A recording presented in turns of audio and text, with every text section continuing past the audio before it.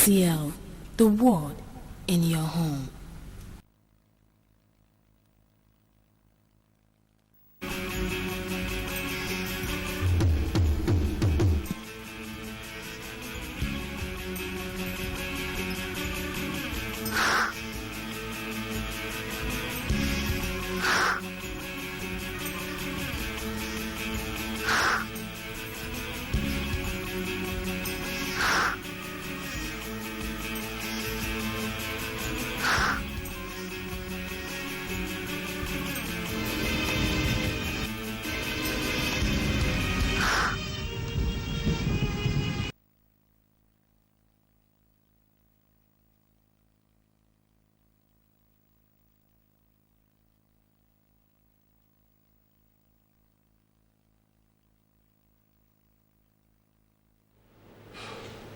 Right, it's a beautiful Monday morning. Good to welcome you to your one-stop breakfast program on MCL TV. Good morning, Abia. Ojabai is my name. Well, I still have this lovely lady with me in the studio this morning, and together we're going to do this program and ensure that your morning will be a very wonderful one. Cynthia Echeme is seated with me. Cynthia, how are you? I'm doing well. Good morning, Oba. And good morning, Abia. So welcome to the program once again. Yeah, you look good. Thank you. Usually every Monday morning I tell people that it comes with a different air. After the weekend relaxation, people will always be in that spirit to, to go all out, especially, beginning from that Monday. So tell me how you feel this morning. I feel great. I feel so happy because what we do for being the one this very beautiful Monday morning to be telling our people what's making the rounds in the world, and especially beginning with our own state, God's own state. All right, that's news for us. And then, yeah, you look good. Thank you. Let me say it again, and that's the way it should be. That's the way it should be on a Monday morning. I hope you're equally in the same spirit out there watching this very program this morning. Every Monday morning, I'd like everybody to be happy, be excited. It's a new week, and we should rejoice and be glad in it. Thank God for the opportunity to see this very week, and then to also give our best to the success of the society. All right, let's begin the education this morning. Talking about the way we educate people, the words on marble is usually our first port of call. When we get there this morning, you realize that it's necessary you join us every morning. It says, love is the only force capable of transforming an enemy to friend. Martin Luther King Jr. Love is the only force capable of transforming an enemy to a friend. To friend, yes. Yeah, see, one thing I like about this Martin Luther King Jr. is that when he was alive, he often talked about love. And especially if you listened or read most of his works, you will find out that he always, anytime he talked about love, he would place the other word enemy, knowing that sometimes you could have enemies without even knowing it. And those people are the ones you need to impart and show that love to, most of all. Especially when there are those that believe in running you down at all times. At all times. They feel, well, why must you be the one in front? You're always moving, and every opportunity, slightest opportunity, they talk ill of you. Exactly. Even when they're your friends. Even when they're your friends. And we shouldn't always, I tell people, these are the propelling factors, the things that should put you into gear, energize you the more to do better and to also do well to the enemies in quote. Yeah, enemies in quote, and that goes to show that we're still in the world where anything can happen. Now that brings out that part of this very words on marble this morning. Even when somebody comes out as your friend but acts like an enemy, that love can transform it. That love, you keep showing love to the people, you keep showing love to those around you, at home, in the office, at your marketplace, wherever it is. That love needs to radiate to the point that enemies could be turned to friends. So, you have them. By the way, it makes the world go round. It really makes the world go round. You can't talk about friends without enemies. They work together, just like love and hate move together. All right, I hope you've gotten that. Let it be your watchword today. Love everybody, even your enemies. All right, Cynthia, take it from there for the news. All right, you're welcome to Good Morning, Abia package of the news this morning. The Transparency International developed the Corruption Perception Index CPI to rank nations on the prevalence of corruption based on surveys of business people. It is against this backdrop that guest on MCL TV breakfast program Good Morning Abia spoke on the fight against corruption as being prosecuted by the Muhammadu Buhari's administration. Chooks Eke's report is here presented by Chimetia Reserves.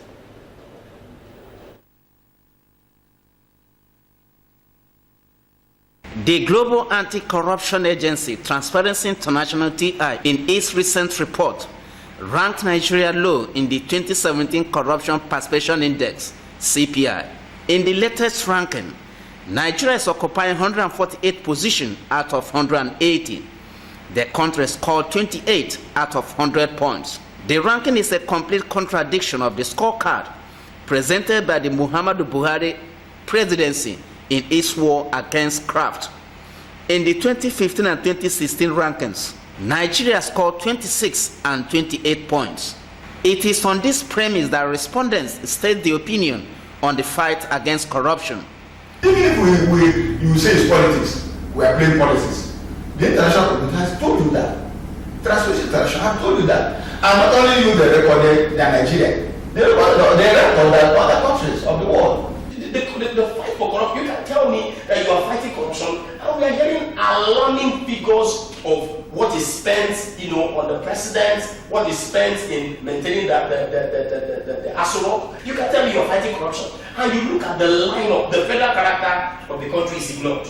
You look at the lineup of appointments, and it's all tending to the north. They allege that the fight as presently prosecuted is selective. They call for a reshuffling of the current Federal Executive Council. If you change ministers and you charge them, look at my focus, look at my belief in running of this country. I don't believe in corruption. Please make sure that you know that you are corrupt free. That will be that thinking again. But these people have stayed so long that they feel that they are right, and they know the intricacies of doing this corruption, and they keep on doing it. The respondents ask for sincerity in the fight against corruption in Nigeria. If you are going to change the face of Nigeria, whether you are a young person or an old person, it starts with some level of sincerity. In an office like EFCC, you need someone that has a perception of being neutral.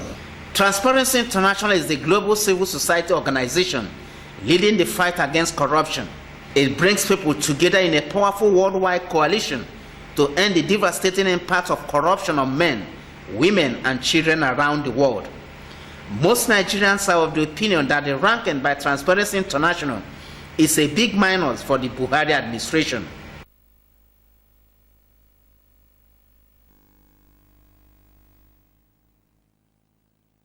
President Muhammadu Buhari on Friday approved the constitution of the membership of the National Food Security Council.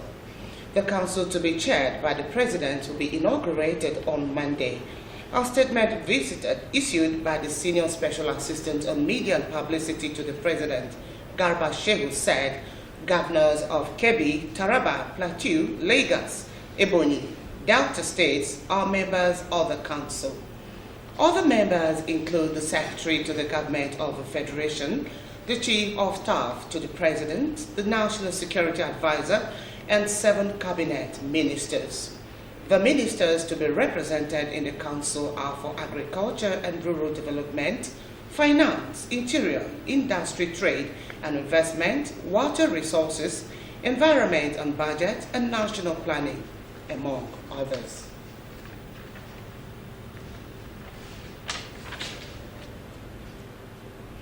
Residents and commuters have continued to lament high transport fares in Abia. Despite rehabilitation of some roads in the city, transporters have continued to charge commuters high when they move within the city. Our reporter Stella Wando tells us more.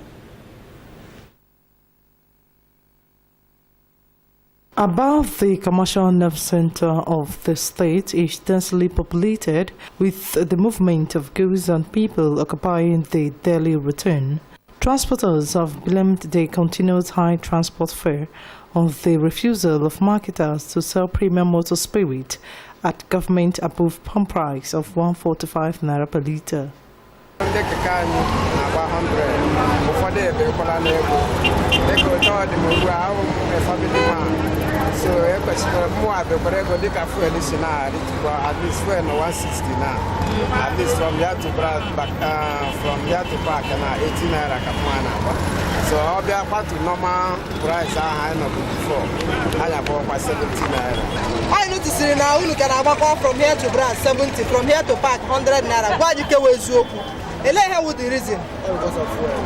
Fuel are ritual to 160, unu ati ritual maka gịnị?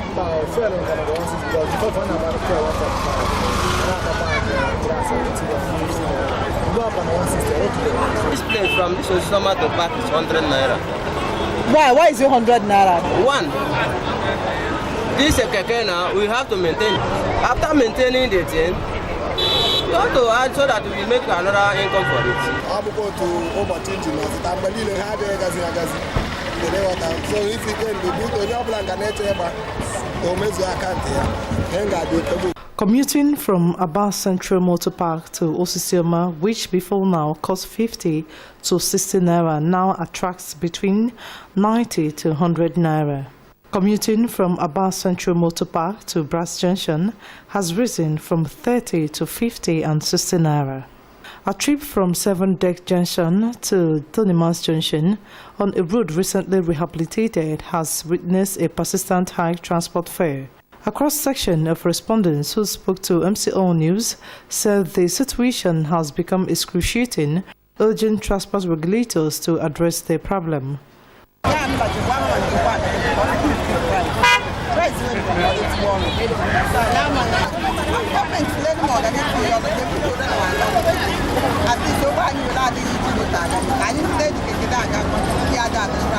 It's a perennial problem in the sense that each time the price is hiked, it's a chain reaction on the living standards of people.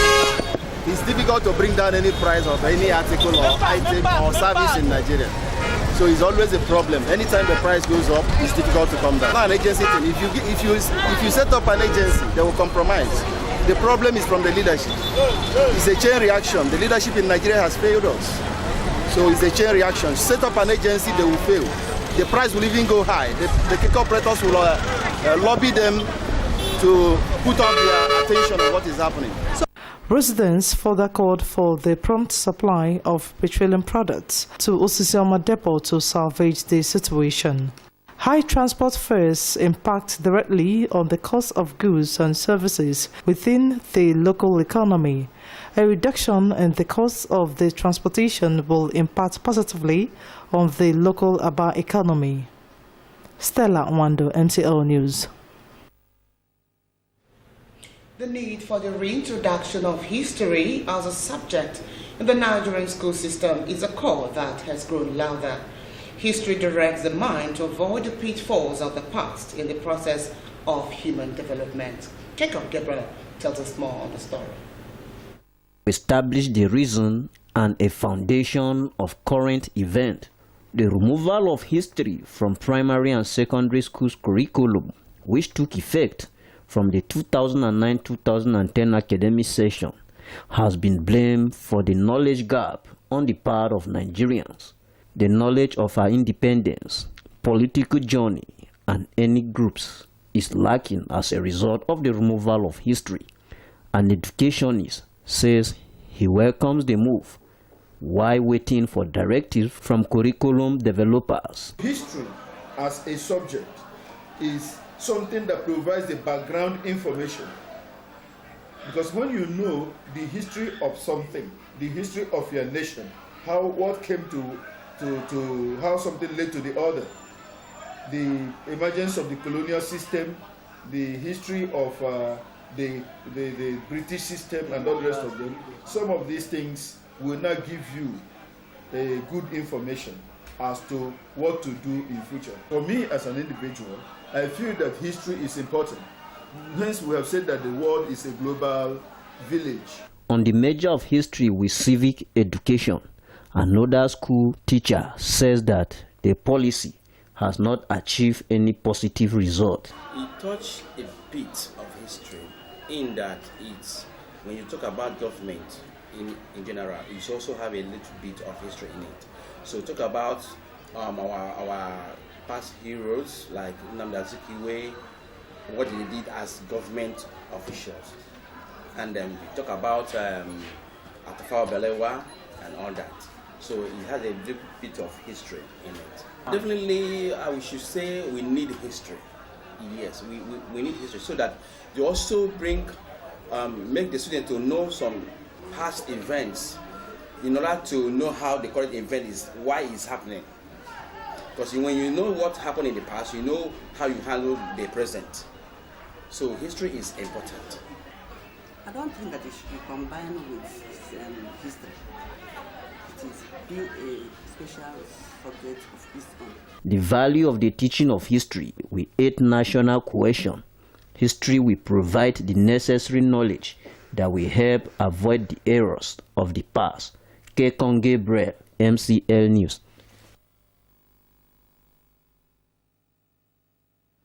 The dwindling productivity of Nigerian graduates and school leavers has been blamed on poor standard education standards in the country. Examination, which is a test of knowledge, is compromised through the use of exam centers, which allow compromise of standards. MCL News highlights challenges associated with exam centers, as Tubuka Ogeni tells us more on the story.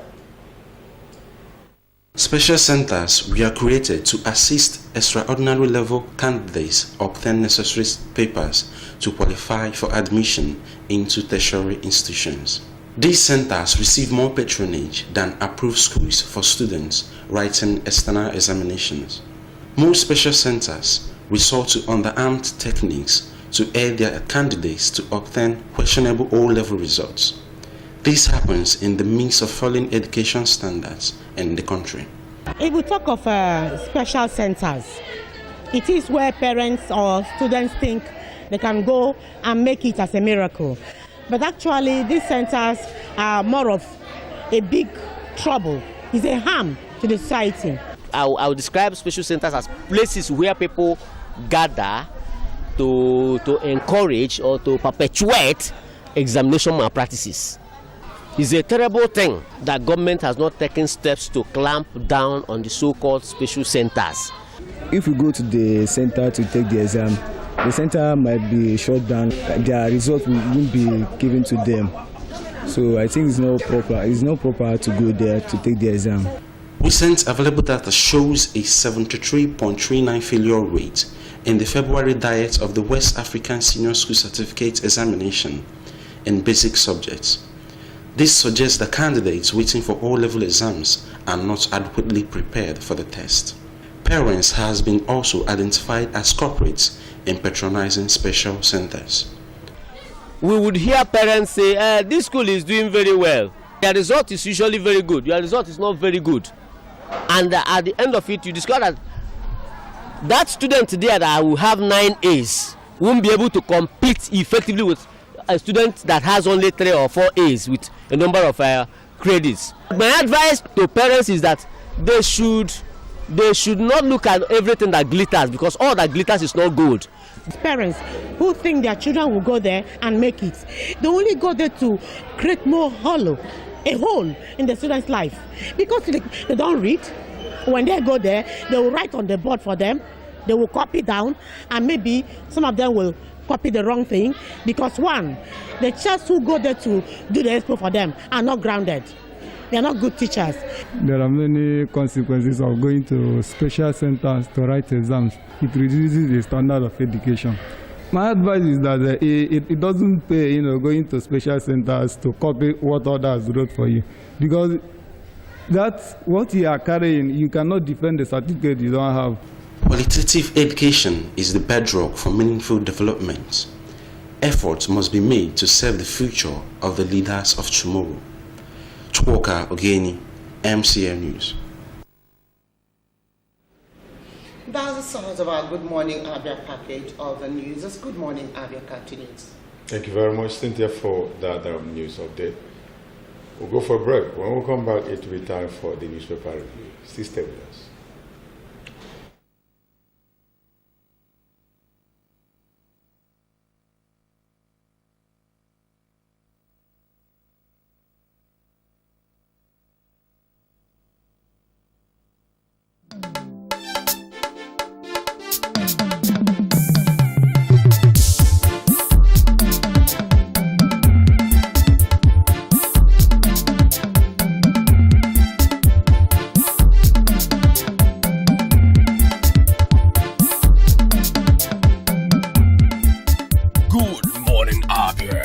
one-stop breakfast show on TV.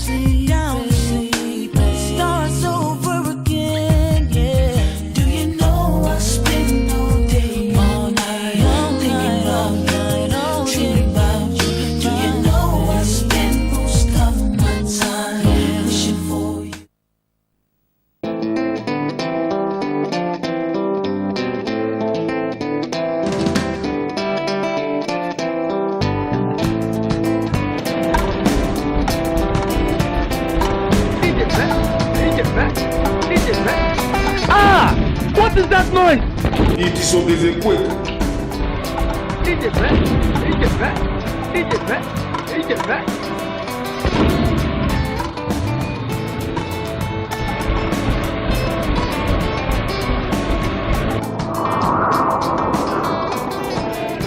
What did they have? Yeah, now look at the case.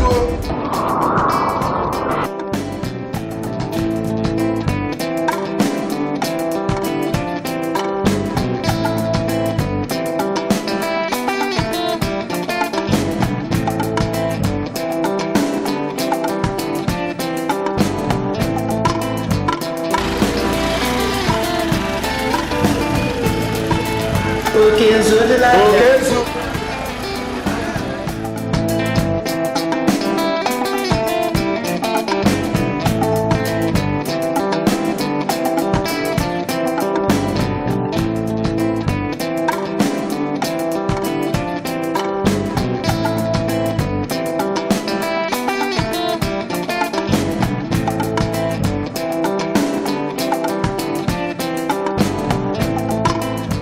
Time to rebuild Abia. I urge you to set aside our differences so that together we can join hands and build the Abia of our dreams. Remember that my word is my bond.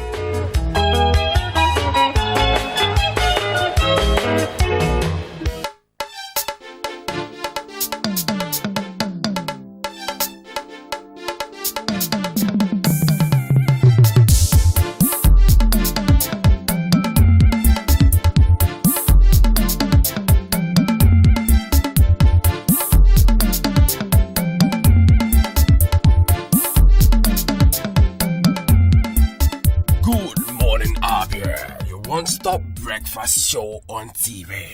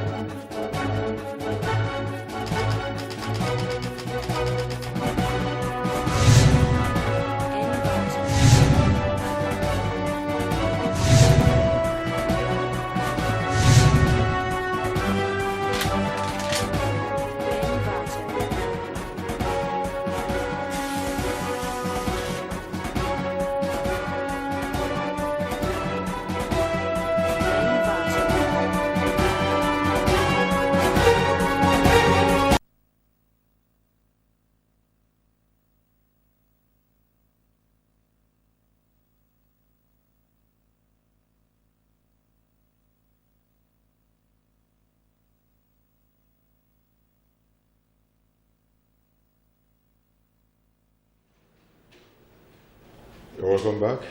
It's the one-stop breakfast program on MCL TV. Good morning, Abia. It's time for us to take a look at the papers this morning. The Daily Sun is the first port of call. It says Okorocha shuns APC stakeholders meeting in Imo. Page 40, Okorocha shuns APC stakeholders meeting in Imo. The major headline 2019, why Buhari won't declare now presidency. Opponent to sabotage nation. Find the story on page 11. Okay, under the story headline, you have the picture element of Governor Willie Obiano of Anambra State with wife, Ebele Chukwu, Deputy Governor Dr. Nkem Okeke and wife, Speaker of State Assembly Mrs. Rita Maduagu, Archbishop of Onitsha Most Reverend Vilare Okeke Medo, and other bishops after a Thanksgiving Mass at St. Patrick's Catholic Cathedral, Oka, yesterday. 103 million naira fraud, federal pay officer jailed 127 years. 103 million naira fraud, federal pay officer jailed 127 years. That's on page 4. At Thanksgiving service, Obiano dedicates victory to Tansi. That's on page 10. DSS nabs notorious gun runner and others. Stories on page 4 and 5. And then Bayelsa goes tough on cultism, expels 7 secondary school students. Can you imagine that? 7 secondary school students, cultism. Well, catch up that story on page 4. Okay, going to the back page of the Daily Sun. Here we meet Kashmir Igbokwe on page 47. Gate leaders, organizing workers, and Peter Obi's example. On page 45 is Sports News International Friendly. Eagles camp open in Rukla. Okay, going down we meet Public Forum, Annette John Ukbe, Udom Emmanuel, Edikin, and Gentleman. All right, we'll go down to have a bit of this very article. He said, as governor of Akwa Ibom State, he is still a deacon. Being a deacon did not lend itself to much thought. It was about being himself. Emmanuel loves to serve. Okay, that is the Daily Sun this morning. All right, the next paper, as usual, is The Nation, as we continue to wish Nigeria well. And on the top left, we have Okorocha absent at Imo APC's 10th meeting. And that story you capture in details on page 42. Of course, there is a photo element of the #1 citizen of River State, Rochas Okorocha. But rather leaving that, we see there are several stories at the center, top center there. INEC worker held for possessing firearm. INEC worker held for possessing firearm. And that story, complete in details on page 42, is followed by on 2019, why Buhari is yet to announce plan. That story, get to know why the president is yet to announce his plan for 2019. Visit page 6 for more of that story. And it's followed by 3 killed at funeral in Delta community. 3 killed at funeral in Delta community on page 5 for more. And on page 47, Poland versus Nigeria. Eagles camp opens. That's for our millions of sports lovers there. On page 47, like I said earlier, we leave that to step down. I disclosed 13.5 million naira monthly running costs for credibility. You can see Senator Sani here. And that story continue on page 6 to find out more on that. Bank customers dropped by 2 million. Bank customers dropped by 2 million. Okay, that's the table there for you to read in details for millions of economic students. Please go to page 6 and finish up the story. And for an inside story, nothing will make Nigeria collapse, says Obasanjo. Nothing will make Nigeria collapse, says Obasanjo. And that story, read up in details on page 9. And still on inside story, Kanu's 4 billion naira for projects. Kanu Kanu's 4 billion naira from projects. Please cut to the story on page 43. We leave that to meet a Akachi headline. Akachi headline says, Buhari to Wike, there is violence in Rivers State. There is violence in Rivers State, and the banner there says why President has not spoken on 2019. And I read out a little bit of that from that column. It says, people will be killed and heads will be cut off. So can anyone say that there is no security issue in that kind of place? All right, continue the story and unravel the deeper story on page 6. And of course, there is a picture element of Enugu State Governor Ifeanyi Ugwuanyi left with the coordinator, Kano Traders Association, Chief Stephen Aniago. Second right, Igwe Greg Ugu of Ataku Kingdom, Akebe Ugu of Kano West Local Government Area on the right there, and Secretary to the State Government, Dr. Gabriel Aja, during a solidarity rally and endorsement of the governor for re-election by the traders that happened yesterday. Please capture that story on page 42. Leaving that down there, you can see government fine-tunes toll gates return plan. An interesting one if you ask me. Government fine-tunes toll gates return plan. That's a nice one. Please capture that on page 8. And Intel's 1.2 billion naira market for One community. Please, that story is on page 7 for more of that. And that takes us to heroic welcome awaits Brigadier General Boro in Bayelsa. All right, and there is a sign, Izon Renaissance Movement sign. Izon Renaissance Movement. All right, see pages 10 and 11 for more of that. And that takes us to the back page. On the back page of The Nation, we are meeting today in The Nation from Kayode Rabat Ido. And I'll read what Kayode wrote this morning. What this means is that Ngige's one-man show will continue. Observers have noted that without a proper board, there are serious issues that cannot be properly addressed. For how long will Ngige continue to waste time by not inaugurating a proper board of NSITF? It ends with a question. It is a question indeed. And that is on the back page of The Nation today. In The Nation from Robert Kaide Ido. And leaving Ido, we are meeting Sam Omashe in Torch, who writes on Yusuf and his brothers. Yusuf and his brothers. We see 3 men carrying a banner. Buhari, every Benue youth is our Yusuf. Buhari, every Benue youth is our Yusuf. All right, and that's from Sam Omashe, Yusuf and his brothers, and speaking volumes. All right, and we'll leave that to see Ripples. Before Ripples, let's take Hardball. Hardball's corporate terrorism. Corporate terrorism. Who knows what corporate terrorism is all about unless we read the column in details and find out what it is talking about. And with that, we visit Ripples this morning.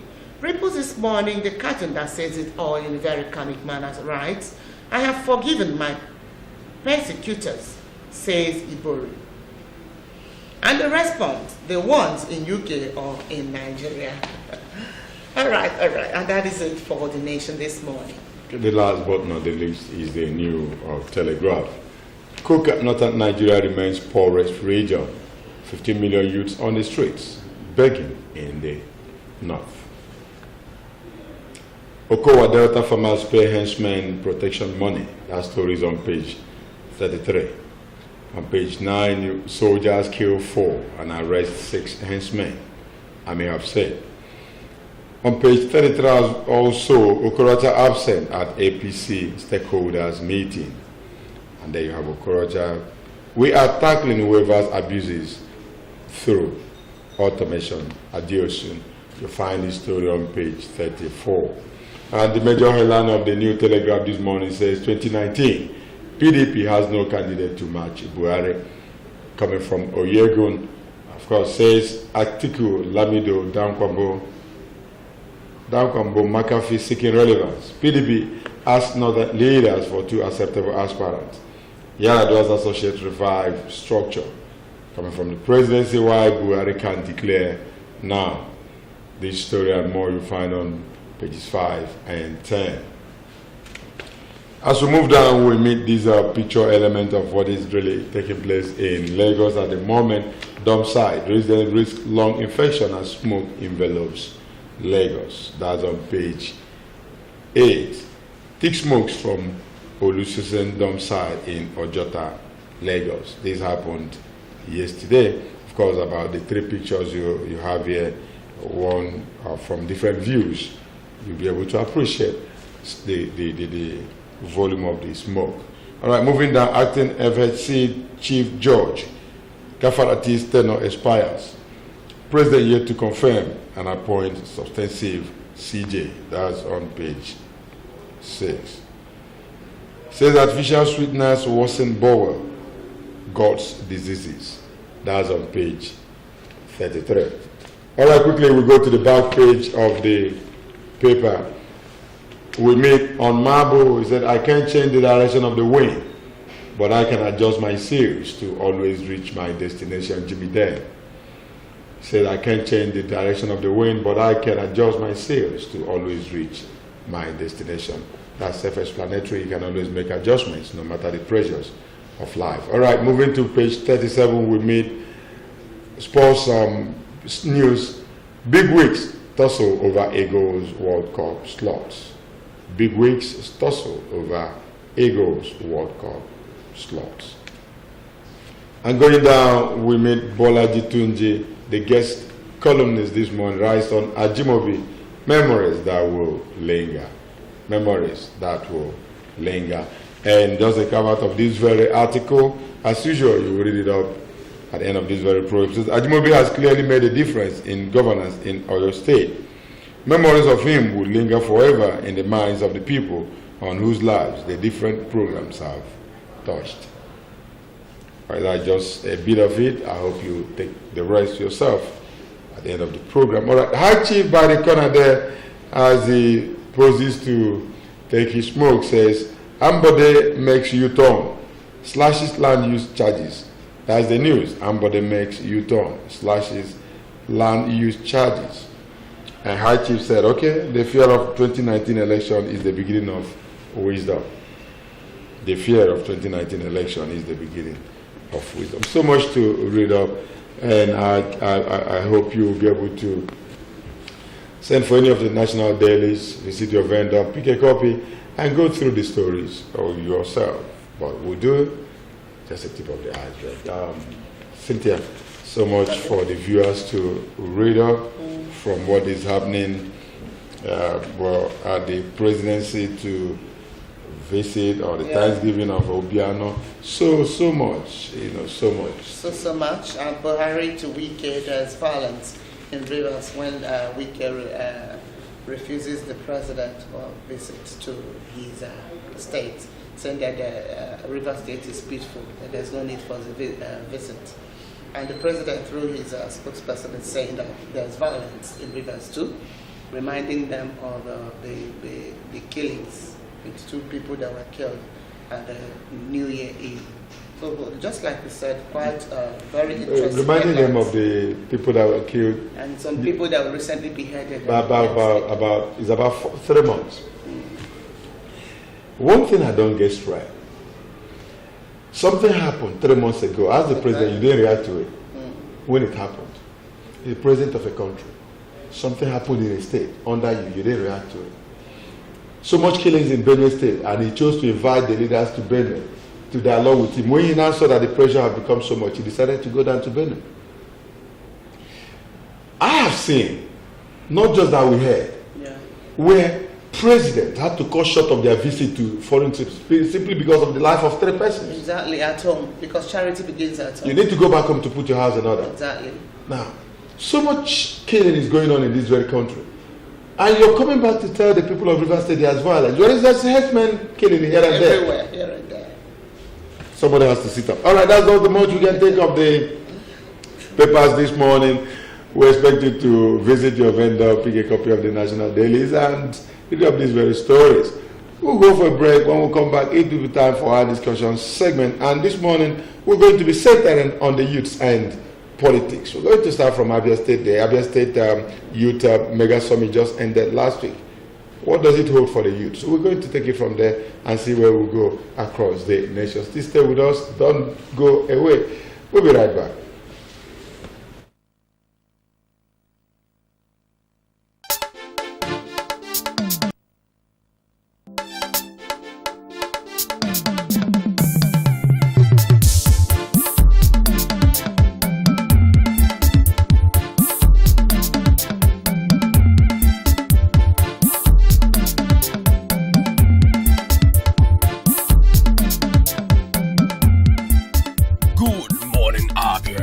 One-stop breakfast show on TV.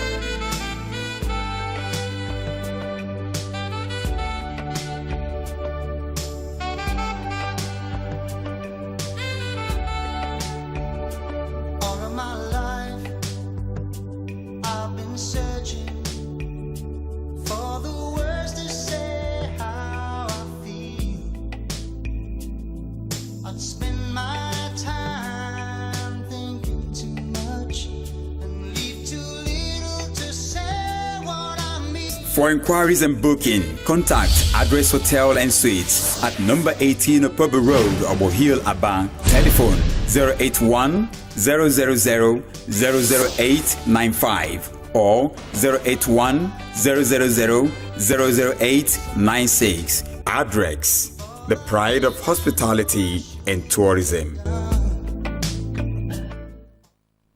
Have you heard of Prescal World and Heaven Options Limited? Prescal is a home of the red image right here in Abia. Why go to Lagos or Port Harcourt for your direct image jobs? Come to Prescal World and Heaven's Options located at number 145 Azikiwe Road, Abia for perfect cover page, journals, magazines, brochures, and flyers. We also offer printing services in digital flex and billboard, window graphics, posters, stickers, heat transfers, ID cards, complimentary cards, monogram, and car branding. Heaven Options offer you entertainment services like event management, ambulance services with well-dignified undertakers. We can also boast of 3 months ordinary program in computer training, 6 months certificate in computer training, and 1 year advanced certificate in computer training. Why not visit Prescal and experience that quality jobs? For inquiries, call 080-33-22-6115, 070-40-24-7196, 070-84-69-8165.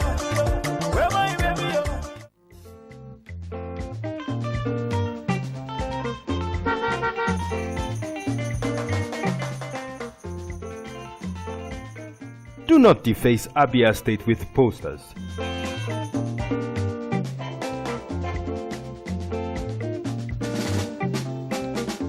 Do not defecate on our streets. Do not litter Abia State.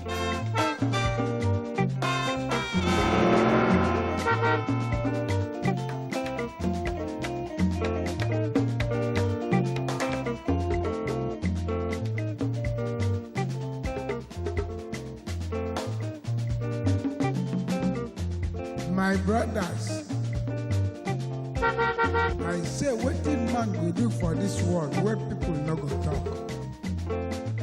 If you chop, Do not urinate in public places. you no chop, dem go talk. Wetin make we do for this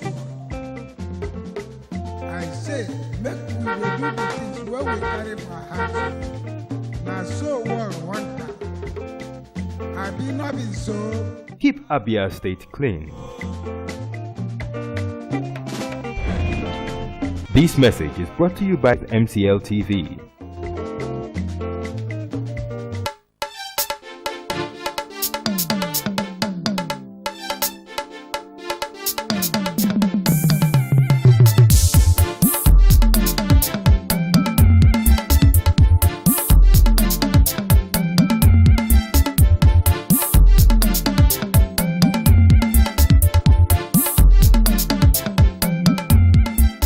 Good morning, Abia. Your one-stop breakfast show on TV.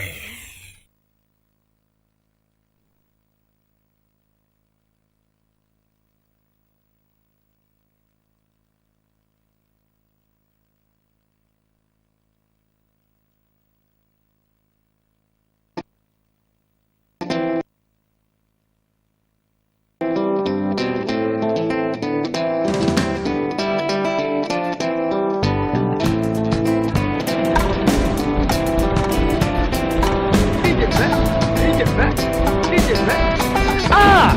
What is that noise? It is so busy quick.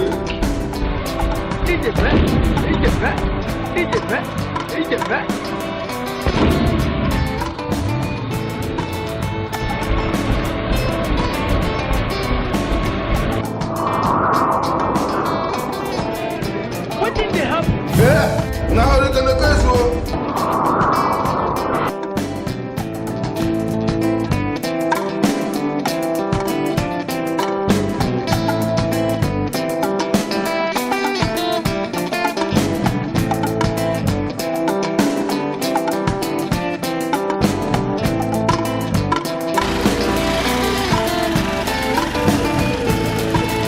Okay, so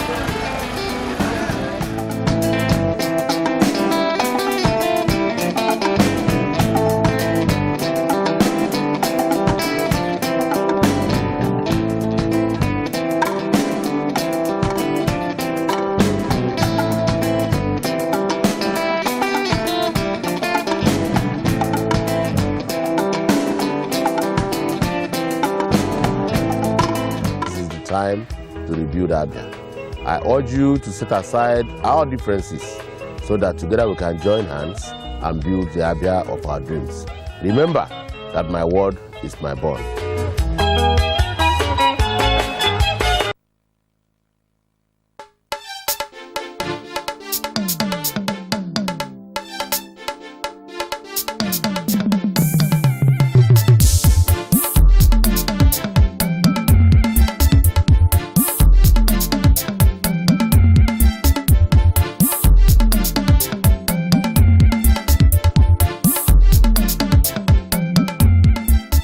Good morning, Abia. Your one-stop breakfast show on TV.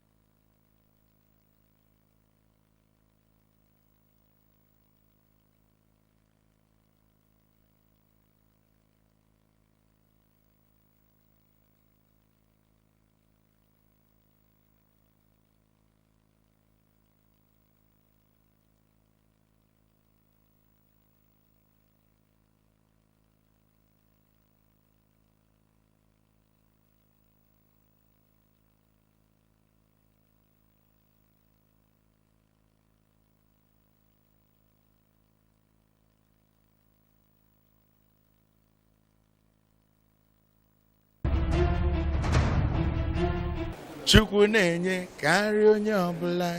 Chukwu na-enye ka nri onye ọbụla. Ọ na-enye ka ndị ọrụ bekee na-eri ikpege n'ọnwa n'ọnwa. Ọ na-enye o, ọ na-enye o, ọ na-enye o. Hello, my name is Buchi. Keep watching MCL TV and don't go away. Aye! God has given you victory. Aye, He has given you victory. Aye, God has given you victory. Aye, He has given you victory. What's up, people? It's your boy E-Ben, ministering to God's children, and you're watching MCL TV. Don't touch that dial. Peace. I love you.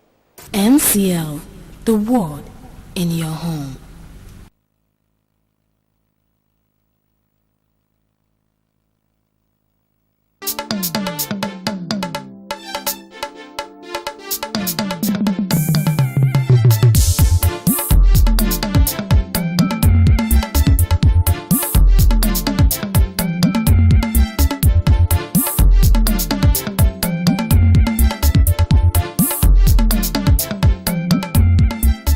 Good morning, Abia. Your one-stop breakfast show on TV.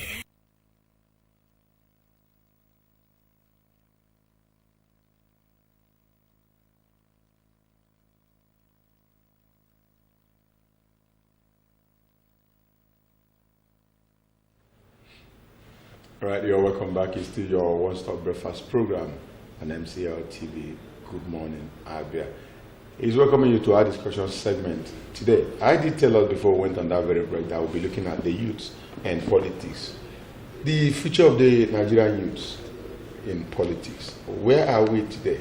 First, some weeks ago we did handle this topic also in this very studio, and some people are callers that they felt, well, as much as we'll agree there is a green light at the end of the tunnel, but that the youths have also not really done much when it comes to making sure that they are relevant, to have that very power, as the unity is not there for them to be able to fight these very common cause. But we know it's one we need to be revisiting, given the fact that the youths are in the majority, but it does appear they are minors from political activities of this very country.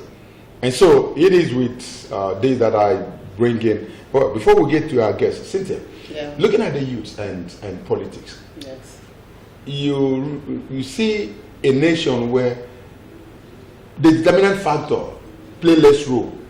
The youths are they are about 75 majority, 75% of the voting population, but still they don't have their own destiny when it comes to this game. They can control. And yeah, when you were on your intro, we talked about the youths not really doing what they're supposed to do. When majority, a whole lot of the people would always blame the government, saying that they're not doing what they're supposed to do for the very youth of the country. But I heard you now say that even the youth themselves find it difficult to really play very active roles in the society, in the politics. And that is why it's really important that we have these two men who are going to speak for themselves and hear it from the horse's mouth. And these two men, well, if you look at their age, I'm not going to say it, I'm sure it might even be just a bit more of that of more than that of the French president, who is 35. Talk about the Australian president, 32. Yes. So, but when you talk about politics down here, we look at the youths even at the age of 50, not being able to play the role or to play. We have in the studio Charles. Mr. Charles Obane is a young man who is into a whole lot of things, but today he's going to be talking to us as a young man, as a young Nigerian who sees politics from a different perspective. Good to have you with us in the studio this morning, Charles. Good morning. You're welcome. You're welcome, Charles. Welcome you. And next to him is a man that have also, we will say when it comes to playing active role in youth activities, he's in fact, he's actually the Secretary of the Contact and Mobilization team of the just concluded Abia Youth Mega Summit, talking about Chidinma Obane. You're welcome to the program, Chidinma. Good morning. Thank you very much. The name sounds familiar. It's not just being familiar, it sounds like a female name. You're an animal person now, so you should know the meaning. And funny enough, I think it's a coincidence. It's not a mere arrangement that we have the C's and U's in the studio this morning. Charles Obane and Chidinma Obane talking about the C's and the U's of the beginning of their names, initials. But it's a coincidence. Viewers, it might also interest you that They were not aware of their coming here together, and they are not of the same family. So they're going to be speaking from different points. Okay, so these are youths that, when you look at them, should also have the positions everybody aspires in the nation. Let me start with you, Chidinma. Because of what just happened recently, that was last week. It happened Thursday, Friday last week. The Abia Youth Mega Summit. We are all there to have witnessed that glorious event for the youth. They're coming together of young minds of this very state, even from across the state. Now, tell me what informed that such summit and your own impression of it. I would say, our governor, is a young man who has the interest of the youth at heart. And when he appointed the commissioner for youth, I think he made the best choice for someone for me. So the man is my friend. When he was given the appointment, he told me that he has different programs for the youth, and which this summit is one of it. So I asked him what inspired him to look towards that. I said, having been part of the youth, having been in contact with so many youths in Abia State, he sees the zeal for them to move forward, the zeal for them to participate in whatever is happening in the state. And he also noticed that most of the youths who have here are not really informed about what is happening. So the summit was a kind of an interactive section with the governor, and also there were opportunity for them to hear from resource persons, successful people in different walks of life. And there was also opportunity for them to know what the government is actually doing in respect to youth development. Yeah, go ahead. All right, I'm coming to you, Chidi, Obani, the next Chidi. All right, you heard what Obani said concerning, at least I heard him say that the governor is somebody who has an ear to the ground about the youth. Would you say, have we ever had anything like this before this current administration? Have we ever had a gathering of this sort in Abia State that really has a lending ear to the youth of a country or a state like Abia? Well, thank you. Let me say once again, I'll reiterate the facts what my friend and brother here said. We do have a governor that is youth friendly, no doubt about that. But then directly to your question, in this current administration, especially recently, we've not had it this good. We've not had it this good. A gathering, not just the gathering for jamboree's sake, but the concept, the goals that we hope to achieve by gathering this is just to conscientize us more. There are lecture series, a lot of things. If I have time, I'll start actimizing them. You have that time? Yeah, I see the rally, or you say the summit, it was aimed at equipping the youth on how to be better, first of all, for themselves, the family and the society at large. And it cannot be better to the society for your family when you're not better to yourself as well. And how can you be better for yourself or to yourself is when you are equipped, when you can fend for yourself, when you can think for yourself and make the right decisions. The enabling environment was created by way of workshop and seminars, and the youth we are talked to by resource persons, how you can make better decisions, because anything you are in life or you be in life starts with the decisions you make. All right, talking about decisions, Chidinma, when you look at that very summit, would you say the minds of the people are now, charged? When we're looking at the youth and politics, okay, let's leave that summit a little for now. Let's bring it down. What do you think is the challenge the youths have been facing in this nation that have not allowed them to play their active role or to take the positions they ought to take in the society, especially in the area of politics? One problem with youth is that our youths always fail to identify their areas of strength. As a young man, you first of all have to identify your area of strength, where you think you can do better. Not necessarily because you see someone else is doing well there, and you think you must have to do that because you want to be like that person. You have, first of all, the youth have to identify where they can do better. That's one. And impatience also is a problem. It's a challenge to the youth, when it comes to the youth. They always want to get it fast. And the issue is that there is hardly anybody who did well, who is doing well, who got there, on a platter of gold. You have to persevere. You said patience, that the youths are impatient. Now, I don't know how old you are now, but I know that about 20 years ago, somebody would have also told you to be patient as a young man. Somebody would have also given you that very, how is it, the future belongs to the leaders, leaders of the tomorrow. youth are the leaders of tomorrow. You would have also had that about 20 years ago. How patient do you need to be, for that future or that leader you are supposed to be, that future leader to be actualized? There must have been a lot of reasons that have played out, that have made most of our youth that are now 60, that were 30 years ago, 20, 40 years ago, but couldn't actualize that. Can you bring it up a bit? We're looking at the youth and politics. What the youth should do. Being patient, is it just what the youth should have? What I mean by being patient is that when you use that period to prepare yourself intellectually and you prepare yourself towards whatever you think you can contribute to the society.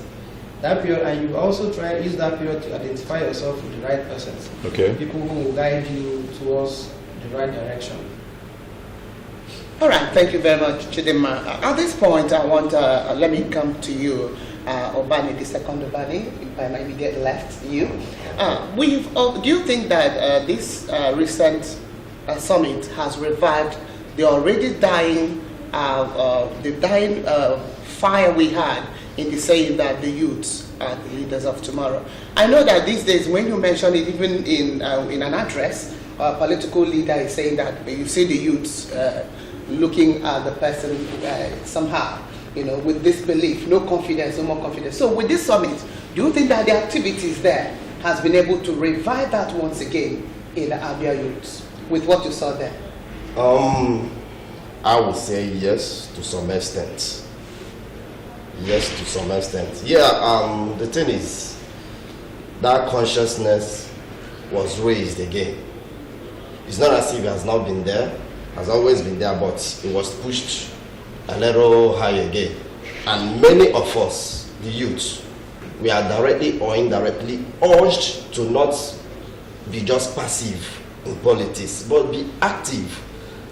For crying out loud, my friends, my mates, people of my age barrier, we've been sitting idle for a long time.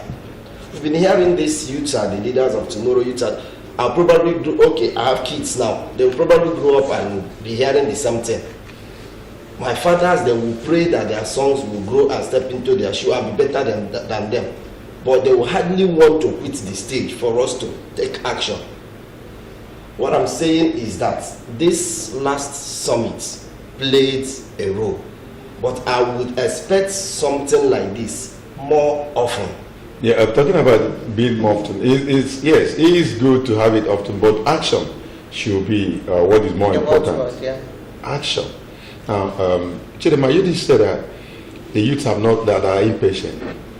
Now, and again, that you should first recognize your area of strength. Acquire academic, make some academic achievement. Use that to marry whatever it is that you want to be. I agree with you totally. Now, the idea behind the summit, I am sure, was not just to come and read it out to the youths, but to empower the youth. Sure. So I want us to look at, from everything that happened at the summit, I've asked this question before, and I'm rephrasing it now. What do you think the youths have gotten that have been hindering them and that they are now ready to do away with? It's important we marshal out this point so that those watching and hearing us at home will now be able to put themselves in such positions. If it does exist, now do away with them. Because when you have whole seminars like this, it's meant to not just educate, entertain, it's also meant to uplift, giving you that very tool you need. Hey, before the Okezipa's administration, there is this word that has always been misused, and that is empowerment.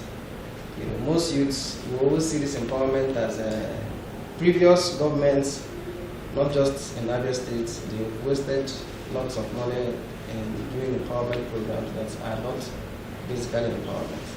And when you buy a car for a young man and you didn't give him what he'll be doing, and he doesn't have somebody who doesn't have what he's doing, and you probably give him a car, and you think you empower him. No, but the Ibazu administration has really defined what empowerment is, and this summit also brought it to the notice of the youth what empowerment should be all about.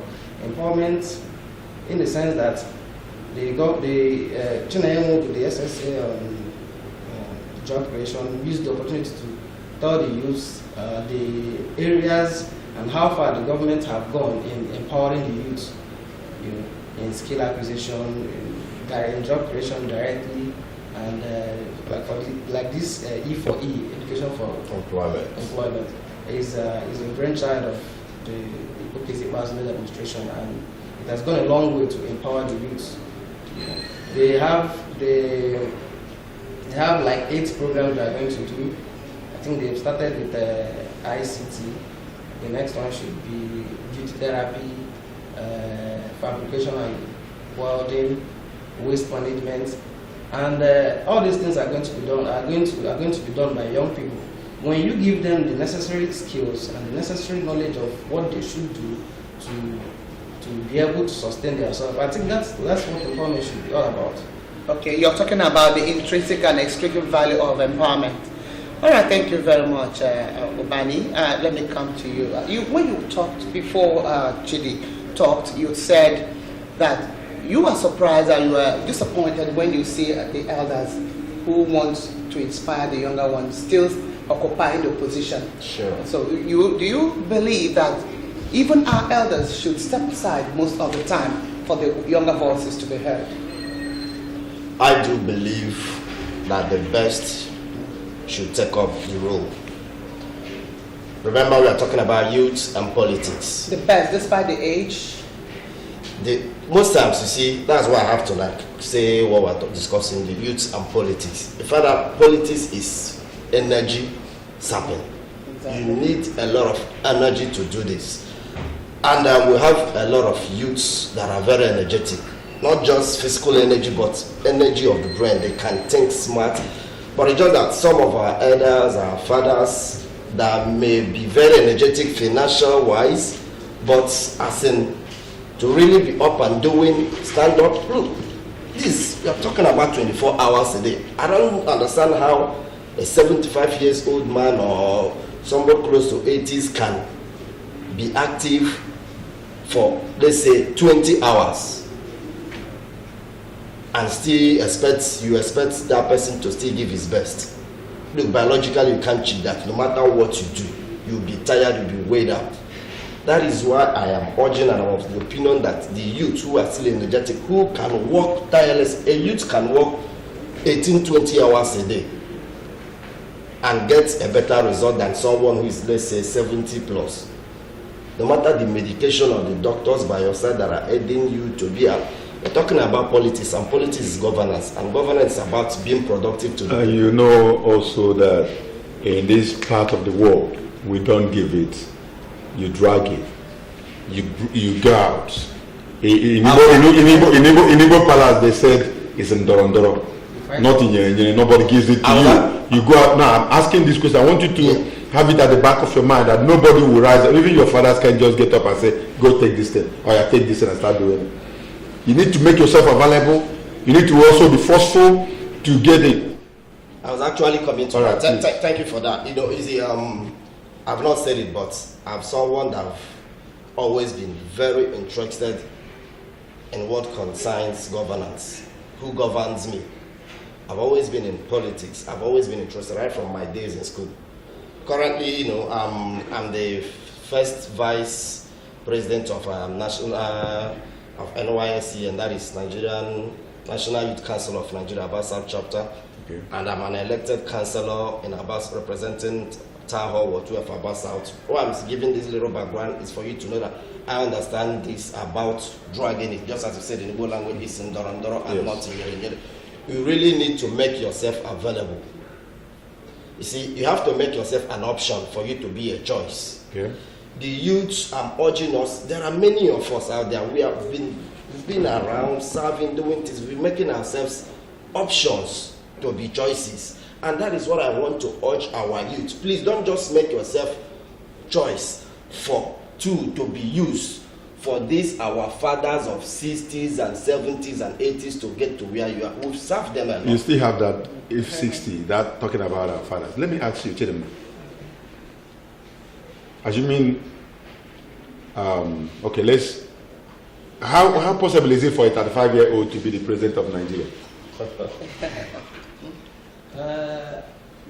Also give us what you think that played out for somebody of that age to be the president of France. You know, the thing is that France is a developed country. It's more advanced than Nigeria. Not like it cannot happen in Nigeria, but the ratio is very possibilities. Almost impossible. It's possible, but I don't know. Almost impossible. Use the word. You see what we're talking about? If I may come in there, if I may come in, it's not impossible, but it's hard. That's the fact. It's hard. See, sorry, there. I'll just hold your thoughts. You see, in Nigeria today, what we play is partisan politics. As at today, partisan politics. For you to be a president, senator, House of Rep member, governor, House of Assembly, councillor, or chairman, you must belong to a political party. And these political parties, I want to believe. And there was a time, maybe I think it was during the era of this our last president. This is it 35 or 45% affirmative for women. She was actually championing that cause. I was hoping our political parties will encourage the youth by making at least say all our elective posts, say 30% or 40% of all our elective posts will be reserved for people within these age brackets, the youth. Let's see. At least by then you're encouraging us better, because what we do in this country is money politics. I know this for sure because I've been there and I'm still there. Money politics. Yes. Okay. So how can the youth who are complaining of unemployment, lack of money in our pocket, taking of how to better ourselves first, because it's when you've eaten, that's when you want to win. How can we be able to do this when majority of us are still in the streets, sourcing for how to maybe make ends meet? So if all things being equal, that these things are done, maybe our parties encourage the youth by saying at least 40% of all our elective positions will be reserved for the youth. Then we know that is somewhere to start from. All right, let me come in here. I want to say something. I want to ask something to what he's saying. I don't think there should be that clause. These things should be reserved for people. What if you reserve it for people who are not ready for it? For a particular age bracket. What if you reserve a particular post for a particular age bracket, and people within that age brackets have not really prepared themselves to take up for something of that nature? That means they're going to make a mess of the whole thing. Our youths here. It's true. I know what I'm saying. I don't think. Our youths they've not really prepared their minds or their selves for leadership positions. That's the question. No. But just a very few. You said the youths are Chidi, let me come in here. I'm sorry, gentlemen, but I know that one very discouraging factor is the funding, and many youths have come out to decry the huge amount of money involved in, for you to go vie for one political post or the other. So, okay, let me come to you, Charles. Charles, would you tell us, what do you think the current center stage should be to encourage the youths in terms of stepping down on the funding? And this is why we have the issue of godfatherism. If you don't have a godfather who will step out on whose back you would fall on, you will not be able to fund yourself for certain posts. Let me say this before I get to you, please. Let me react to what my friend here said. You see, they allow me to feel that what I'm saying. Before I say whatever I say, I think I've experienced it somewhere. I don't understand. We are entitled to our opinion. Let him land. Like in my local government, there was a small association of what we were about forming. It was just for the youths. We are doing everything possible to make it strictly for the youths. The same youths who said they want to have a voice still ran to those same people. They said they want to have a voice. So if you're being I wanted to contest for the post for the president, but when I saw how the youths are taking it, I realized that these people are still not ready for this thing. How can you say we want to have a voice for the youth, and yet you're going to go you're running to the Those same people you said they are oppressing you people, they are using you people for advice, and there are people who tell us what to do, there are people who set up. In other words, the youth need to be reoriented. Yes, that's also what the summit has been able to achieve. We're going to get into that. You were like trying to bring up the other point of. I want to say emphatically that the youths of Abia, that the youths of Nigeria are ready for governance. Emphatically, if anybody want to assume or say that the youths of Abia State and the youths of Nigeria are not ready for governance, I don't know where that person is coming from. It's not just necessarily about the recent thing going on, they're not too young to run bill or whatever. Before now, many of us, whatever I'm saying from experience. I am doing it. I've always been ready and available to participate in issue of governance, politics in this country, as well as many youths. Many of them are involved, but at what level? At the level of being used to promote or to install maybe the other set of. That was why I asked you about the issue of godfatherism. That's what I'm saying. You know, most of what we call godfatherism, anything, it may come in different nomenclature. I'm someone that also believe in mentoring.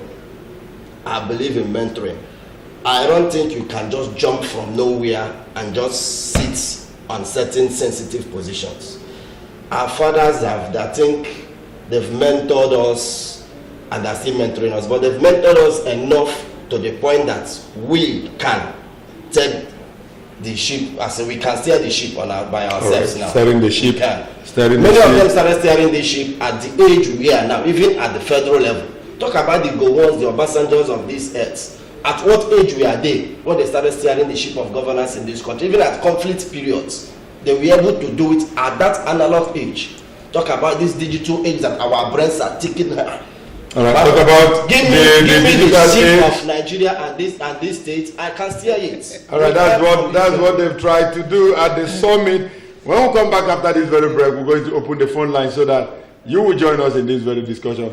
They will still be seated here. The youth of this very state, the youth of this very nation, who think that they are ready to take up the ship of this very politics of this very nation. Stay with us. We'll be right back.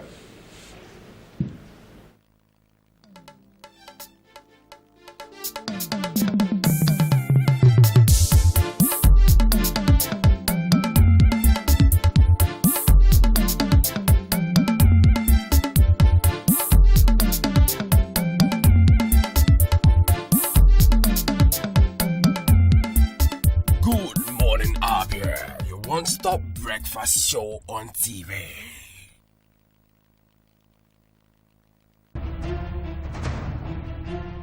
Chukwu na-enye ka nri onye ọbụla. Chukwu na-enye ka nri onye ọbụla. Ọ na-enye ka ndị ọrụ bekee na-eri ikpege n'ọnwa n'ọnwa. Ọ na-enye o, ọ na-enye o, ọ na-enye o. Hello, my name is Buchi. Keep watching MCL TV and don't go away. Aye, God has given you victory. Aye, He has given you victory. Aye, God has given you victory. Aye, He has given you victory. What's up, people? It's your boy E-Ben, ministering to God's children, and you're watching MCL TV. Don't touch that dial. Peace. I love you. MCL, the word in your home.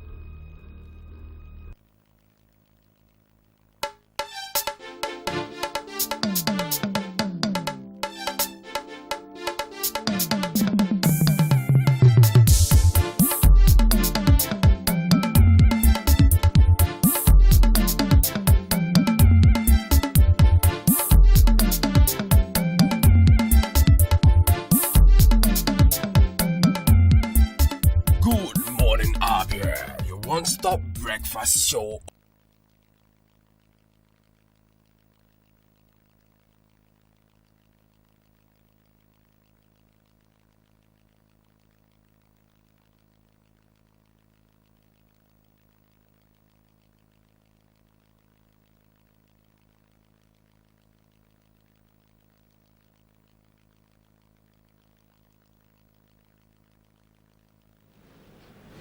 Right, you're welcome back. It's still your discussion segment of your one-stop breakfast program on MCL TV.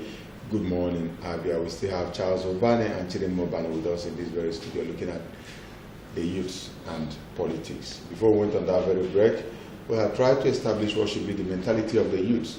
And we are using the Abia Youth Mega Summit as our launch pad to what the youths are expected to do. What is it actually that everybody expects the youth to do? How would the youth go about it? What is it that is hindering the youth or most youths taking over, certain positions of leadership in this very nation? And these gentlemen have tried to do justice to it. We would not end it yet. Very soon you will join us in this discussion by way of calling in.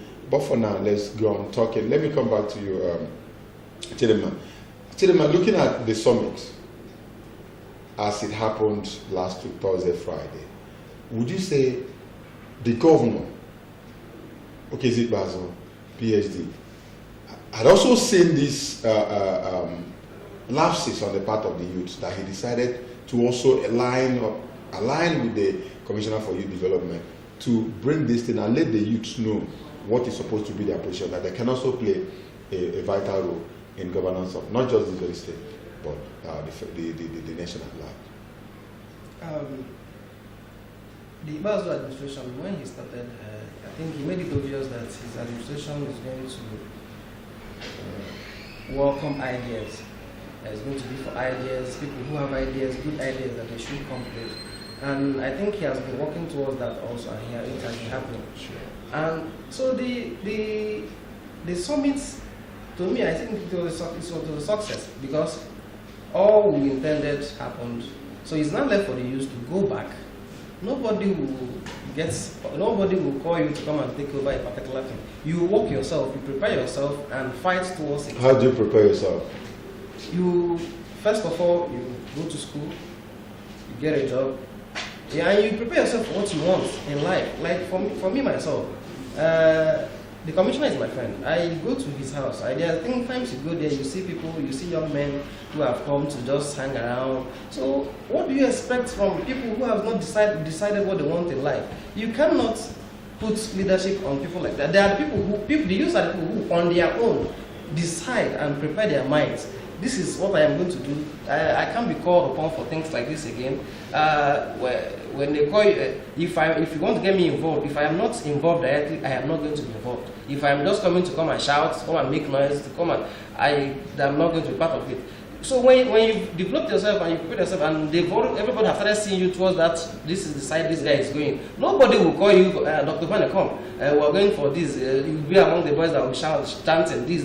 All right. So you prepare yourself for what you want. So you're saying that the youths themselves should be able to make the moves first of all. Exactly. You don't have to wait for somebody to beckon on Exactly. you. All right. Charles Obane, I want you to tell us, what do you think that the government, because Chidinma Obane has talked about that the youth, that they need to make the first moves, first of all, before any other person can begin to think about helping them. What do you think now that the government should do for the youth? Because even if a youth has anything in mind, you want to be a doctor, you want to be a shoemaker, or want to be an entrepreneur, if you don't have that funding within you, you will not be able to actualize that dream. What do you think now that the government should do for the youth and help them out? Thank you for that question. I think I call myself more a practical person than a theory person. As far as politics and governance is concerned in Nigeria, I've said it, and at the risk of repeating myself again, I want to say that the youths have been ready. The youths are ready. What the government needs to do for us, as I was saying earlier on, as far as funding is concerned, is in Nigeria we play partisan politics, that's true, unless maybe the recent amendments finally go through as an individual candidacy and the rest of them sells through. But as far as the reality of the day is, we still play partisan politics now. If, for example, a youth want to contest for the office, say, of a governor in a state, and maybe the party places say maybe to pick that form, maybe you pay 2 million naira, and INEC says maybe 2 million naira, and you look at, that is just for picking the form. You look at how many youths will be able to afford that. You and I know the answer. It will be very few. So that was why I was like advocating and saying that this party, let's start, because you cannot be in any elective position in Nigeria today if not sponsored by a political party. That means the political parties have a lot to do in this regard, and these political parties, we are all members, youth, elders, and what have you.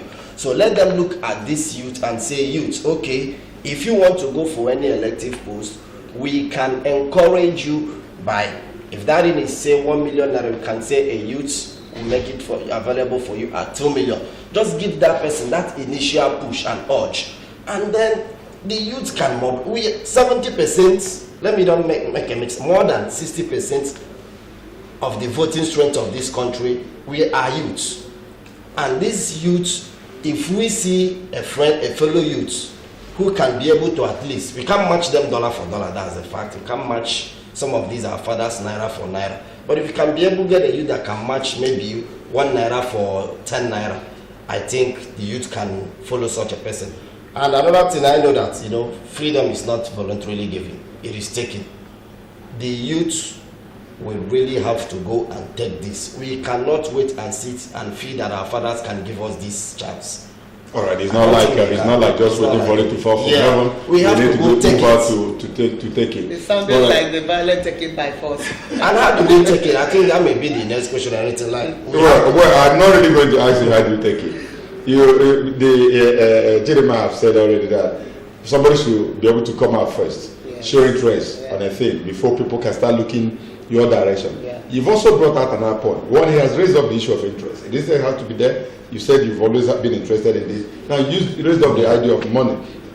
Funding is a major part of whatever anybody wants to do in life, especially politics. Now, because there's so much you're going to get yourself into that requires money. Now, is at this point I want to ask you, Chidinma, don't you also think, like Charles is trying to bring out, that there should be a little amendment to the way we play politics in this nation, so that somebody even at the age of 20, 25, when you would have graduated from university, will be able to join if you want to be in politics, because you're just coming out from school, but you have what it takes to run one position, but you don't have the resources. Now, government could also, in fact, the constitution could be amended in such a way that it begins to bring out, you know, steps that could add a young person into some of these offices without spending so much money. You know, when we were at the summit, Chidinma, we saw how enthusiastic the youths were. We saw how they were really excited at what happened. And then the next day, Friday, you saw the rally, how people came out. Most of them that came out looking up to our present leaders will always be asking, how can I become this? So how will the nation and the system be able to fashion out means to encourage young people as they come into politics, and then they'll be able to play their roles as future leaders? Let me start. You said something about the constitution, and that one is not something I can stay here and decide. It's not. I don't think that one should be a question for us, for me, because there are people who are there to make the laws. Definitely. So and the youths have already made their points known that they want this not too young to run. So I think it's not left for our lawmakers to decide if they think it's worth doing. And another thing is he was saying something about money. The issue is that the present government in Abia State has made things a bit easier for young people. You know, young people who are ready to work hard, who have what they are doing, who are ready to establish themselves. Like even I have a friend of mine who's a tailor in Abia, but since the Bazo administration started the campaign for Made in Abia and all that, he has been doing very well. You know, so since the government have made the environment enabling for all, I think the young people shouldn't wait for someone to sponsor them. You have to work yourself out. You have to work things out for yourself. Politics, to me, shouldn't be a job. it should be a kind of it service. should be a part-time Yes, thing. a part-time thing. So when you have something you're doing, when you've established yourself, maybe let's assume you're a shoemaker, and you like the past administration, and you are lucky to be among the people that the people that were sent to China to go and learn shoemaking. So when you come back here and you work, you put in the knowledge you've learned, you got from China, and work yourself, make a difference in the shoemaking industry. You're going to raise a lot of money that can prepare you for whatever thing you want to do tomorrow. So you must not have to wait. You're saying in other words that the government is already empowering Yeah, young men he's already doing it. to be able to join politics and run for any position. Exactly, he's already doing it. He's already making the environment enabling for youths to help themselves financially, to work out things for themselves. We shouldn't always wait for people to give us fish. Why not? See, he has already told us how to fish. So go ahead, keep fishing. When the time is right, when you've gotten enough, you can then source for people to assist you. Not as if they are the people who are going to sponsor. You can't just come out. You don't even have money for fun. You are saying you want to. And you want somebody to sponsor you from A to Z. That means the person will decide what will be happening for you. All right. Thank you very much, Chidi Ovani. Charles, at this point, I want you to tell us what you think. What do you think that both the youth and the government are not doing right at this point in time? I mean, for the state. What is that very missing space or missing factor? You think that once we grab it, the youth of Abia will soar higher, expectedly? The thing that I may say that are not being done right now, I would want to kind of paraphrase it or see it from another angle, more tilted to what he said. Youth in politics, let me just use it this way, the Abia example per se. We find out that in Abia here, currently, we have youths that are involved, especially at the grassroots. And I must say, all thanks to the youthful-minded governor of Abia State, talking about Dr. Okezi Ikpeazu, whose policies and ideas and goals, many of them are pro-youth. Talk about the E4E. There are a lot of them that will start reading them out now. Okay, let's look at the the government at the local government level in Abia State now. I can assure you that 70 or 80% of the people running their affairs at the grassroots in Abia State are youth. I am an elected councillor. I am serving in Abia South, the councillor of Ward 12, Abia South. And a lot of my colleagues, we are all in the youth categories. When we go for a meeting, the councillors forum, I was glad maybe when we come out, you see youth.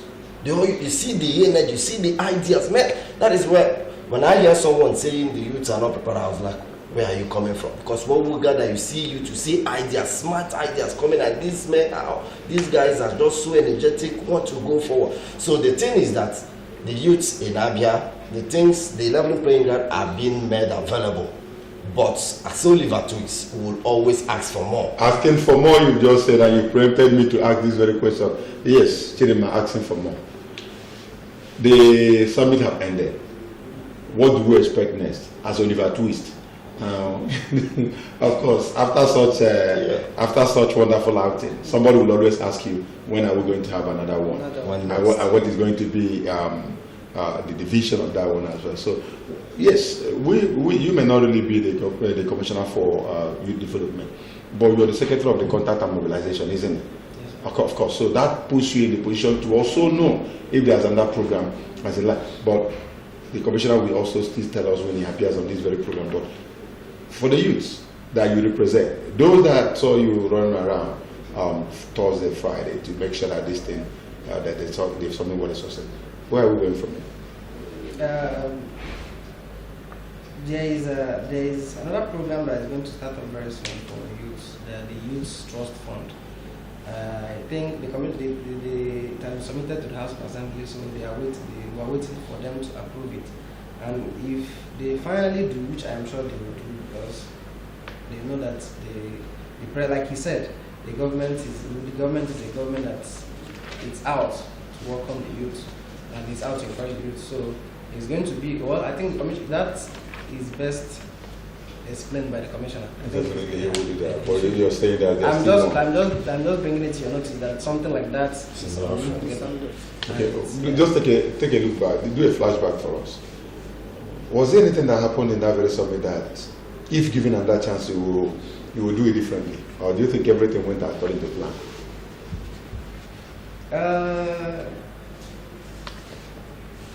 I think everything went according to plan, but there are still spaces, there are still places I would wish we're going to make amends.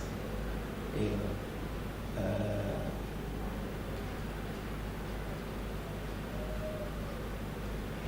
Well, all this you just say that there's always room for improvement. Yes, there's always room for improvement. I agree with you. So with the success, you're finding it hard to place where you feel.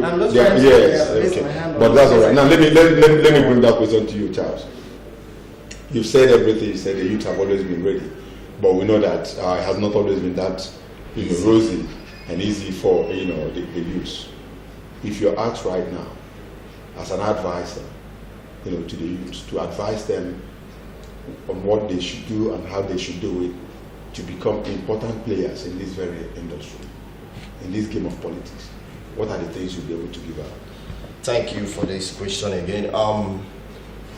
If I'm to advise my fellow youths on the things they need to do, I would say let them start by, first of all, positioning themselves, making themselves relevant for governance.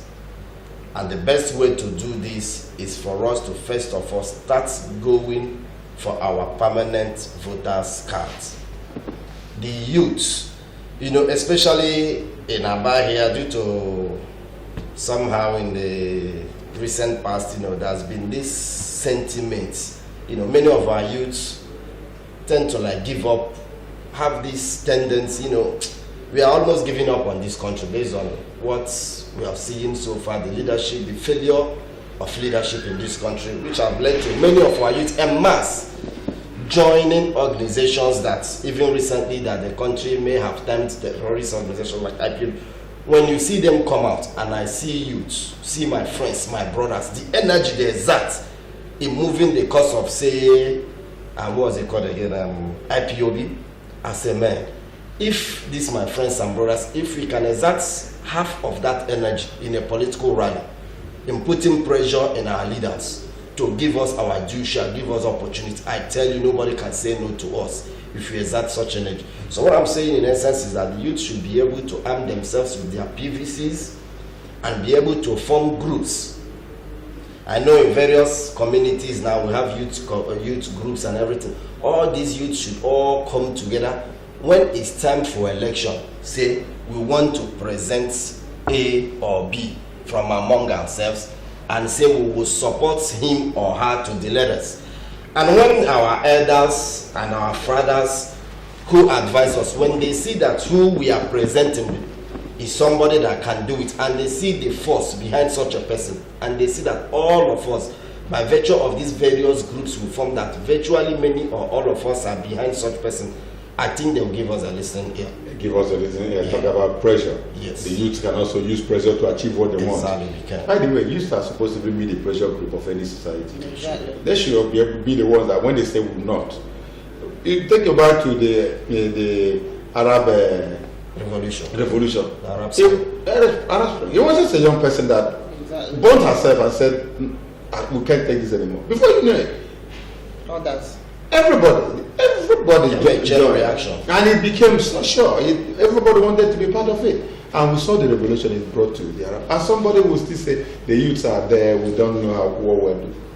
You've made a very important point. Now, Cynthia. Yes, I want one last question for Bani. All right. Chidima, if you were to be seated one-on-one with the governor right here, what would be your advice to the governor in terms of more? I know you saw him that day in action. What would be the next other important request you'll be making to the governor?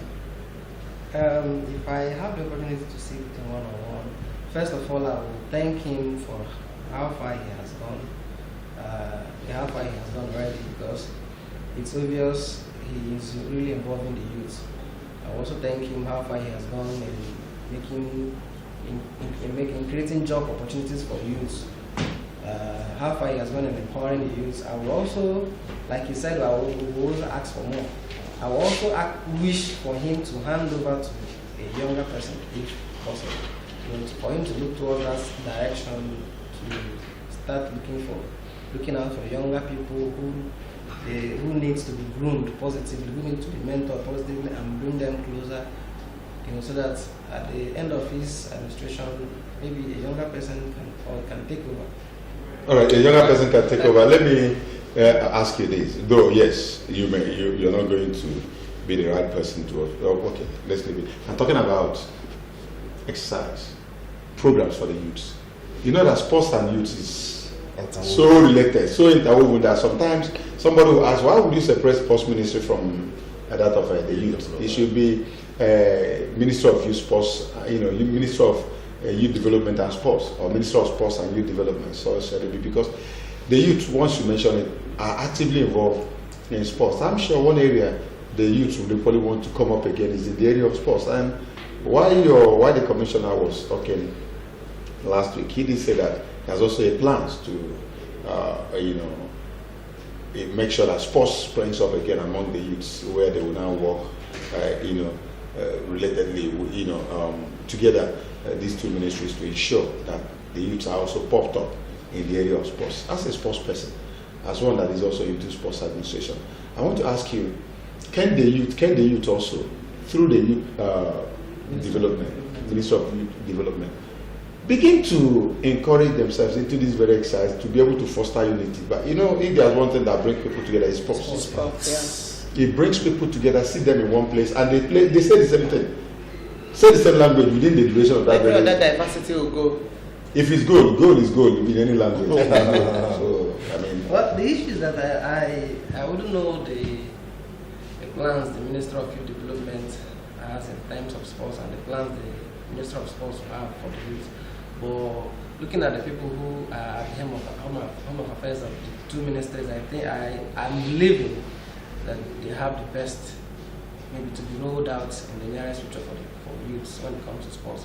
So I wouldn't want to start going into what I don't really know much about. But I think, looking at the Commissioner for Youth and the person in charge of sports, I'm believing very soon.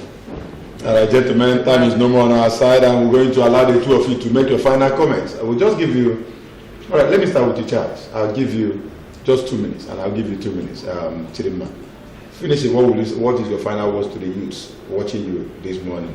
Charles. All right, my words to youths like me out there is, please make yourself an option for you to be a choice as far as governance, politics is concerned in this state and in this country. Don't restrict yourself to being a thug. Don't restrict yourself to being just a sycophant that will just be singing some of these our fathers and the rallies and everything. Please talk to them. Tell them that you can do this, that you can govern. Not only talking, let it be seen that you can. Let it be seen that you already arm yourself with your PVCs, your permanent voters card. And I'm using this medium also to urge our youths out there, please. Go out there and obtain your own permanent voters card. If you've not registered, go out there and register. Agree, sometimes you go, there will be crowd there. Please, the price you have to pay is patience. Exercise a little patience. If you have to go another day and another day until you get this, please do. Please do get this thing. And when the time comes, cast your vote right. If peradventure a youth is presented at any stage, please, I urge you and pray you, please vote a youth into office. A youth will do better. And it has to also be a youth with vision. Your last one. My advice to the youth is that they should prepare themselves for leadership positions. And they should also surround themselves with the right people for mentorship, the right people that will guide them rightly. And they should also prioritize the right things and set their goals right. Fix your eye on the goal and work towards it. Football is good, no doubt, but don't prioritize it, because there are better things that we can prioritize than football and all that, and all the things that youths get much involved and interested in, because I've heard so many guys, so many youths who said they hate politics, and I keep wondering how you hate politics. This is something that decides your future. This is something, if you're dead and the government haven't said you're dead, you're not dead. You're not. Thank you very much. I'm so good to have had two of you today. Yeah, I will continue to ask you to come again in case we need you more. Thank you very much for coming. Yeah. Charles Obani and Chidima Obani. You're welcome. It's a pleasure being here. All right, and that's much we have on that discussion segment on right here in Abia, MCL Television. Our discussion segment where we're talking about the Nigerian youth and the future of the youth. We hope you've been able to enjoy that. We do apologize for that. We were not able to pick the calls because of some logistics. We promise tomorrow will be better. All right after now we have sports coming from Jonah Judu. Stay tuned.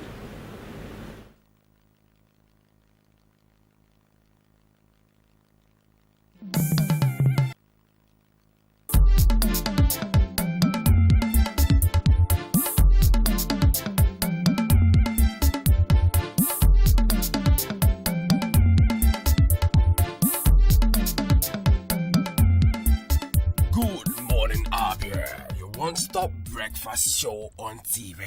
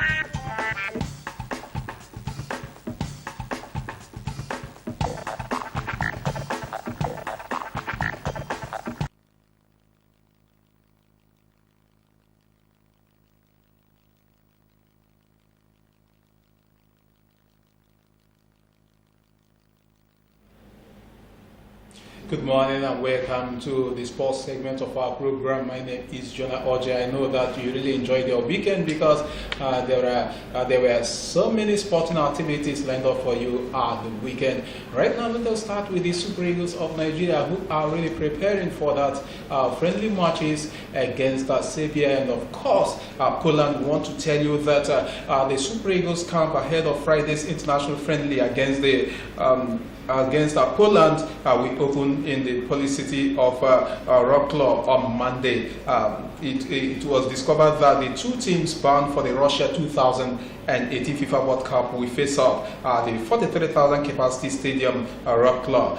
Nigeria's 28-man squad has been picked to also serve the purpose of the friendly against Abia at the Hive in London 4 days later. Our team administrator NAB actually disclosed in a statement by the Nigeria Football Federation on Sunday in Abuja that the Eagles will be staying at the Rodinson Blue Hotel in Wrocław.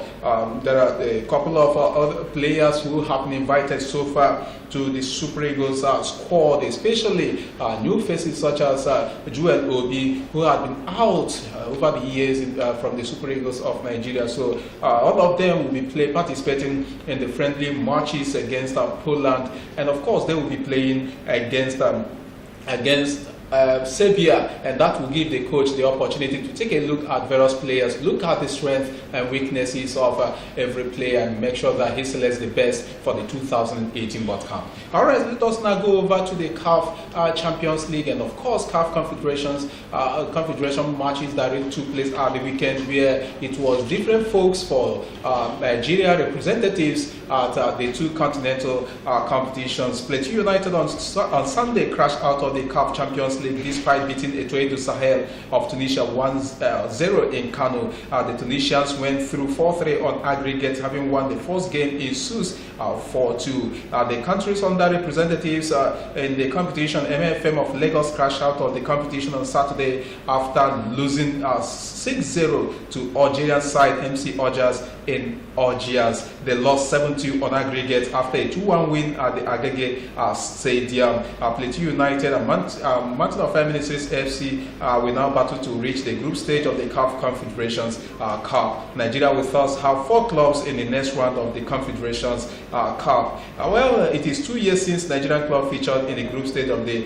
Champions League. Enyimba, we are the last Nigerian club to feature in the group stage of the competition in 2016. In the CAF Confederations Cup on Sunday, Enyimba and Akwa United progressed to the next round of the competition after beating their opponents. Enyimba defeated Benin Republic club Energy 3-2 to win 5-2 on aggregate in Calabar, while Akwa United advanced in the tournament after beating Al Ittihad of Libya 3-2 on penalties in Uyo. The regulation time ended 1-0 in favor of Akwa United. The Libyans had won the first leg 1-0. Akwa United goalkeeper Ojo Olorunleke saved 3 spot kicks to ensure the Nigerians win the shootout 3-2, and they progressed 4-3 on aggregate. So we say congratulations to Akwa United and of course Enyimba. But for Mountain of Fire Ministries FC and Plateau United, who have also joined the CAF Confederations Cup, you have to do well this time after being relegated from the CAF Champions League. Alright, let us now take a look at the Nigeria Professional Football League matches that really took place at the weekend, where Abia Warriors defeated Wiki Tourists by 2-0 at Omoko River State. Ekanemi recorded a 1-0 victory over Ifanyoba FC. Katsina United were 1 goal better than Heartland Football Club of Owerri. Nasarawa United defeated Lobby Stars by 2-1, while Sunshine Stars also recorded a 2-1 victory over Yobe Stars. This is how it happened in the Nigeria Professional Football League. Alright, let us now travel to Europe, but port of call right now is the English Premier League that really took place at the weekend, where Bournemouth defeated West Brom by 2-1. Huddersfield, it was a bad day for them as they lost 0-2 to Crystal Palace. Stoke City also succumbed to a 1-2 defeat to Everton, while it was a harvest of goal for Liverpool as they defeated Watford by 5-0. And in that game, that Egyptian Messi, that is Mohamed Salah, recorded 4 goals in that match to make sure that he helped Liverpool to complete that route against Watford. Alright, let us now go over to the English FA Cup also that took place at the weekend, where Wigan Athletic at home lost 0-2 to Southampton, and in that case they have crashed out of the competition. Leicester City also at the King Power Stadium lost 1-2 to Chelsea. Alright, let us now bring you the semi-final draws that really took place that same yesterday. Manchester United will be fighting out against Tottenham Hotspur in the semi-final draws of the English FA Cup, while Chelsea will face Southampton. So these are the fixtures that you will be facing in the English FA Cup that will be coming your way very soon. Alright, this is where we'll call it quits on this segment. I want to hand you over to Ojoba and of course Cynthia Jema to end the program. Thank you very much, Jonah, for that response of the Cynthia. That's the much we can take. Exactly. Whatever has a beginning has an end, we always say. Yes, definitely. And this is where we're ending it. We want to thank you, our viewers, for being part of this very, very wonderful program. I hope you've enjoyed every bit of it. All right, we'll come away again tomorrow, same time. And it's from Cynthia. From Cynthia, have a lovely day ahead. And from myself, to have a lovely day. Okay. Bye-bye.